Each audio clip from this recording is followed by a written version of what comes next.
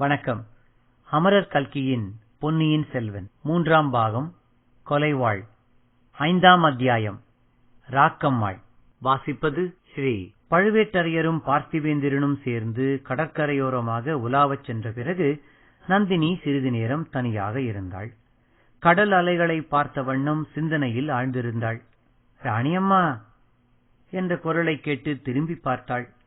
கலங்கரை விளக்கின் காவலர் தியாகவிடங்கரின் மருமகள் அங்கே நின்றாள். நீ யார் என்று நந்தினி கேட்டாள். என் பெயர் ராக்கம்மாள். எங்கே வந்தாய்? இதற்கு மறுமொழி சொல்லாமல் ராக்கம்மாள் நந்தினியின் முகத்தை உற்று பார்த்து கொண்டு நின்றாள். என்னடி பார்க்கிறாய்? என் முகத்தில் அப்படி என்ன இருக்கிறது? ராக்கம்மாள் திடுக்கிட்டு, மன்னிக்க வேண்டும் அம்மா, தங்களை பார்த்ததும் இன்னொரு முகம் எனக்கு ஞாபகம் வந்தது.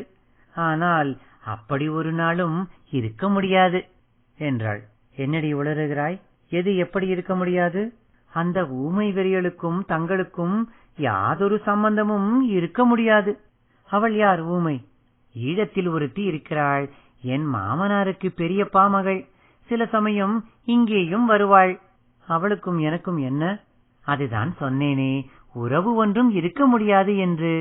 பின் ஏன் என்னை பார்த்ததும் அவளுடைய ஞாபகம் வந்தது? என் கண்களின் கோளாறுதான். தங்கள் முகம் அவள் முகம் மாதிரி இருந்ததா? முதலில் அப்படி தோன்றியது. ராக்கம்மா, இப்போது அந்த ஊமை இங்கு இருக்கிறாளா? இல்லையம்மா, அபூர்வமாக எப்போதாவது வருவாள். மறுபடியும் வரும்போது என்னிடம் அழைத்து வருகிறாயா? எதற்காக ராணியம்மா? என் முகம் மாதிரி முகமுடையவளை பார்க்க விரும்புகிறேன். அதுதான் என் கண்ணில் பிரமை என்று சொன்னேனே. எதனால் அப்படி நிச்சயமாக சொல்கிறாய்? ராணி, தாங்கள் பாண்டிய நாட்டைச் சேர்ந்தவர்தானே? ஆமாம். நீ? நானும் பாண்டிய நாட்டாள். சற்று முன் நான் சொன்ன ஊமை சோழ நாட்டவள். ஆகையால் இருந்தாலும் பாதகமில்லை. உன்னை போல் இன்னும் சிலரும் அவளை பற்றி எனக்கு சொல்லியிருக்கிறார்கள். அவளை என்னிடம் அழைத்து வருகிறாயா? அழைத்து வந்தால் உனக்கு வேண்டிய பொருள் தருவேன். ராணி, அவளை அழைத்து வருவது சுழற்காற்றை அழைத்து வருவது போலத்தான். இருந்த இடத்தில் அவள் இருக்க மாட்டாள். பிறர் சொல்லுவதையும் கேட்க மாட்டாள். வெறி பிடித்தவள் போல் என்று சொன்னேனே. சரி, நீ எதற்காக இப்போது வந்தாய்? அதையாவது சொல். ராணி, சில நாளைக்கு முன்பு 2 பேர் இங்கே வந்தார்கள். தங்கள் பெயரை சொன்னார்கள். என் பெயரை ஏன் சொன்னார்கள்? தங்கள் காரியத்துக்காக அவசரமாக இலங்கைக்கு போக வேண்டும் என்றார்கள்.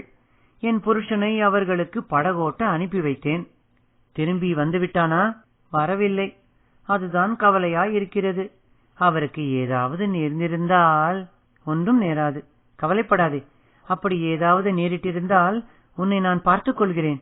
படகிலே போன மனிதர்களை பற்றி ஏதாவது தெரியுமா? அவர்கள் திரும்பி வந்துவிட்டார்கள். சற்று முன் ஆந்தையின் குரல் கேட்டதே, அதை கவனிக்கவில்லையா? கவனித்தேன். அதனால் என்ன? அது மந்திரவாதியின் குரல் என்று தெரிந்து கொள்ளவில்லையா? உனக்கு எப்படி அது தெரியும்? நீ மந்திரவாதியைச் சேர்ந்தவளா?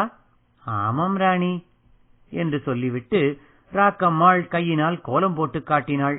நந்தினி அவளை வியப்புடன் உற்று பார்த்துவிட்டு, இப்போது அவர்கள் எங்கே இருக்கிறார்கள் உனக்கு தெரியுமா என்று கேட்டாள். மந்திரவாதி தங்களை பார்ப்பதற்காக காத்திருக்கிறார். என்னை வந்து பார்ப்பதுதானே? எதற்காக காத்திருக்க வேண்டும்? இப்போது இங்கு வந்த பல்லவனை மந்திரவாதி சந்திக்க விரும்பவில்லை. ஈழத்தில் அவனை பார்த்தாராம். தங்கள் கணவரை பார்க்கவும் விரும்பவில்லை. மந்திரவாதியை நீ பார்த்தாயா? சற்று முன் ஆந்தை குரல் கேட்டு போயிருந்தேன். தங்களை அழைத்து வரும்படி சொன்னார். குழகர் கோயிலுக்கு அருகில் ஓடைக்கரையில் ஒளிந்திருப்பதாக சொன்னார். வருகிறீர்களா ராணி? அதை எப்படி நான் போக முடியும்? குழகர் கோயிலுக்கு போவதாக சொல்லிவிட்டு போகலாம். நல்ல யோசனைதான். வேறு துணை வேண்டாமா? அவசியமில்லை. வேண்டுமானால் சேந்தனமுதனை துணைக்கு அழைத்து போகலாம். அவன் யார்? தஞ்சாவூர் ஊமையின் மகன். சிவசிவா, எத்தனை ஊமைகள்! இந்த குடும்பம் சாபக்கேடு அடைந்த குடும்பம். சிலர் பிறவி ஊமைகள், சிலர் வாயிருந்தும் ஊமைகள். என் புருஷன் அப்படி அருமையாகத்தான் பேசுவார். நானும் பேச வேண்டாம் என்று திட்டம் செய்திருக்கிறேன். இலங்கை ஊமைக்கு மக்கள் உண்டா? உனக்கு தெரியுமா? ஒரு தடவை 2 குழந்தைகள் பெற்றாளாம். குழந்தைகள் என்னாயின என்று ஒருவருக்கும் தெரியவில்லை. நானும் அந்த ரகசியத்தை தெரிந்து கொள்ள எத்தனையோ நாட்களாக முயன்று வருகிறேன். இதுவரை பலிக்கவில்லை. தஞ்சாவூர்காரன் இங்கே எதற்காக வந்திருக்கிறான்? அவனுடைய மாமன் மகள் பூங்குழலியை தேடிக்கொண்டு வந்தான். அவள் இல்லை, அதனால் காத்திருக்கிறான். அவள் எங்கே போய்விட்டாள்? நானே சொல்ல வேண்டும் என்றிருந்தேன். மந்திரவாதியை என் புருஷன் படகில் ஏற்றிக் கொண்டு போனதற்கு மறுநாள் இன்னும் 2 பேர் வந்தார்கள். அவர்களை பிடிப்பதற்காக பழுவூர் ஆட்களும் தொடர்ந்து வந்தார்கள். அவர்களில் ஒருவனை என் நாத்தி படகில் ஏற்றிக்கொண்டு இரவுக்கிரவே இலங்கைக்கு போனாள். அவளுக்கு படகு விட தெரியுமா? படகு விடுவதே அவளுக்கு வேலை. படகு விடாத நேரங்களில் கோடிக்கரை காடுகளில் சுற்றி அலைவாள். இந்த காட்டில் அவளுக்கு தெரியாத மூலை முடுக்கு ஒன்றுமே கிடையாது. அவள் இன்னும் திரும்பி வரவில்லை என்றால் அதைக் கண்டு நீ என்ன ஊகிக்கிறாய்? யாரோ கடலில் மூழ்கி போய்விட்டதாக இவர்கள் அலறி அடித்துக் கொள்கிறார்களே, அது நிச்சயமல்லவென்று சொல்கிறேன். பூங்குழலி வந்த பிறகுதான் அது நிச்சயமாகும். அந்த பெண்ணு முழுகி இருக்கலாம் அல்லவா?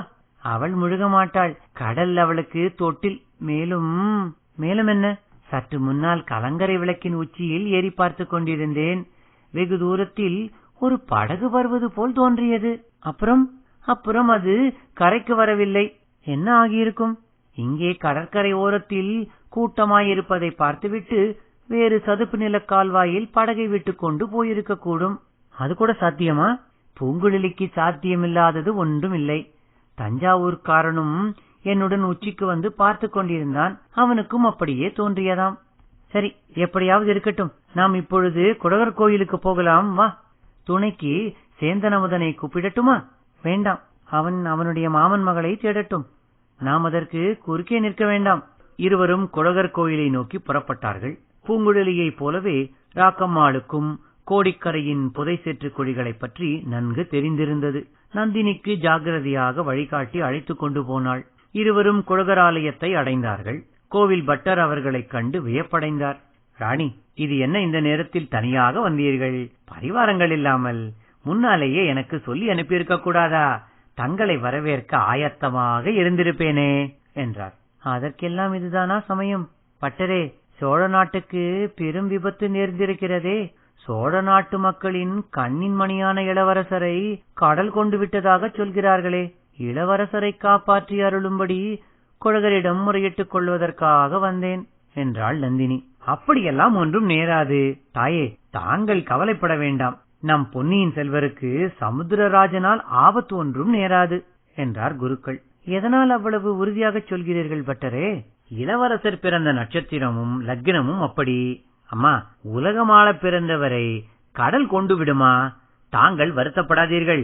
குழகரை பிரார்த்தித்துக் கொள்ளுங்கள். அவசியம் இளவரசரை காப்பாற்றுவார் என்றார் பட்டர். இவ்வாறு கூறிவிட்டு சுவாமிக்கு தீபாராதனை செய்து திருநீரும் கொடுத்தார். அம்மணி, தாங்கள் இவ்வளவு மேலான நிலைமையில் இருப்பது குறித்து மிக்க சந்தோஷம் என்றார். என்னை உங்களுக்கு முன்னமே தெரியுமா பட்டரே? தெரியும் ராணி. பழையாறையில் பார்த்திருக்கிறேன். வைகை கரை கோயிலிலும் பார்த்திருக்கிறேன். தங்கள் தமையன் திருமலை இப்போது என்ன செய்து கொண்டிருக்கிறான்? ஆழ்வார்களின் பிரபந்தங்களை பாடிக்கொண்டு ஊர் ஊராய் தெரிந்து கொண்டிருக்கிறான். அவனை நான் பார்த்து வெகு காலமாயிற்று. அவனுக்கு கூட அதை பற்றி குறைதான். அம்மா, தாங்கள் பழுவூர் ராணியான பிறகு அவனை பார்க்கவே இல்லை என்று வருத்தப்பட்டான். அதற்கென்ன செய்யலாம் ஐயா? நான் புகுந்த இடத்தில் எல்லாரும் பரம சைவர்கள். அவனோ வீர வைஷ்ணவன்.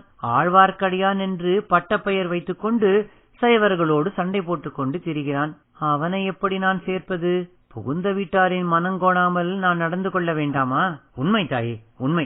தங்கள் பதியின் மனங்கோணாமல் நடப்பதுதான் முக்கியமானது. ஆழ்வார்க்கடியான் எப்படியாவது போகட்டும். பட்டரிடம் விடைபெற்றுக் கொண்டு இருவரும் கிளம்பினார்கள். தனியாக போகிறீர்களே, சற்று பொறுத்தால் நானும் வந்து விடுவேன். வேண்டாம் ஐயா, எங்களுக்காக அவசரப்பட வேண்டாம்.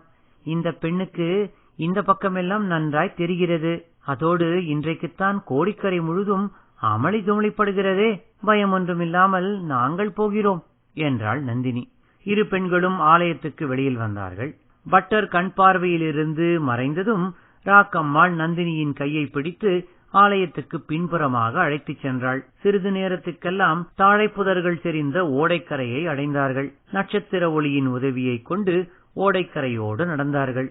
இத்துடன் 5ஆம் அத்தியாயம் ராக்கம்மாள் நிறைவடைந்தது. நன்றி, வணக்கம்.